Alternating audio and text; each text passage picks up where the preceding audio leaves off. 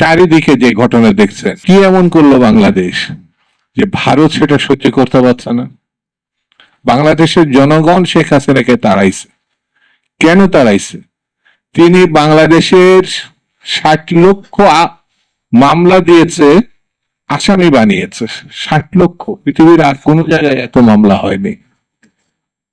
যে মহিলাটি দখলদার প্রধানমন্ত্রী হিসাবে দাবি করে, সেই মহিলাটি এমন কোন ব্যাংক নেই যেখান থেকে টাকা সরাই নাই, এবং সেই টাকা দেশের মধ্যে না, বিদেশে পাচার করা হয়েছে, গুম করা হয়েছে, হত্যা করা হয়েছে। আর জেলের মধ্যে কত মানুষের, এখানে যারা বসে আছেন সবাই কম বেশি 2-1 বার করে জেলে ঘুরে আসছেন। এবং আপনারা প্রবাসী ছিলেন বলে যে আপনার মামলা থেকে বাদ ছিলেন এমনও না, আপনাদের নামও মামলা দেওয়া হয়েছে।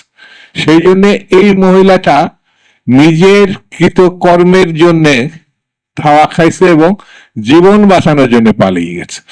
এটা বাংলাদেশের ইতিহাসে এইরকম দৌড় দিয়ে অন্য দেশে গিয়ে নিজের জীবন বাঁচাইছে এরকম প্রধানমন্ত্রীর আগে ছিল।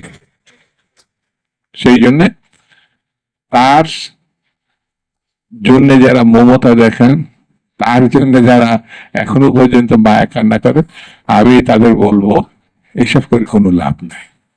পরিণতি, যার যেটা পরিণতি সেটি তার কর্মের মধ্যে নির্ধারণ হয়ে যায়। তারও হয়ে গেছে, একটা ফাঁসি হয়েছে। আরো যেসব ছোট ছোট ছেলেরা ইউনিভার্সিটি, স্কুলের, কলেজের, তাদেরকে কিভাবে নির্বিচারে বছর 1.5 আগে হত্যা করেছে, এত সহজে ভুলে যাবে? এত সহজে তো বলার মতন না। সেই জন্য বন্ধুরা, আমি আজকে আপনাদের বেশি বিরক্ত করবো না, শুধু এতটুকু, সামনে নির্বাচন, এই নির্বাচনেও সতর্ক থাকতে হবে। আমার নেতা কিন্তু বলেছে এত সহজ না, যে নৌকা নাই ধানের শেষে এমনি এমনি জিতে যাবে, এত সহজ মনে করেন না। কানামুখী ঘটনার আমাদেরই মোকাবেলা করতে হবে। আমরা যেমন ফ্যাসিস্টকে, গণহত্যাকারী শেখ হাসিনাকে মোকাবেলা করেছি, আগামী দিন আমাদেরকে গণতন্ত্র প্রতিষ্ঠার জন্য ঐক্যবদ্ধ থেকে নিজের নিজের দায়িত্ব পালন করতে হবে। এই ছাড়া আর আপনাদের মধ্য দিয়ে আমি দেশবাসীকে ঐক্যবদ্ধতা যেমন অনুরোধ করবো, ঠিক তেমনি আমাদের নেত্রী বেগম খালেদা জিয়া, যিনি এখনো পর্যন্ত রোগশয্যায় আছেন, তার জন্য আমাদেরকে দোয়া করতে হবে।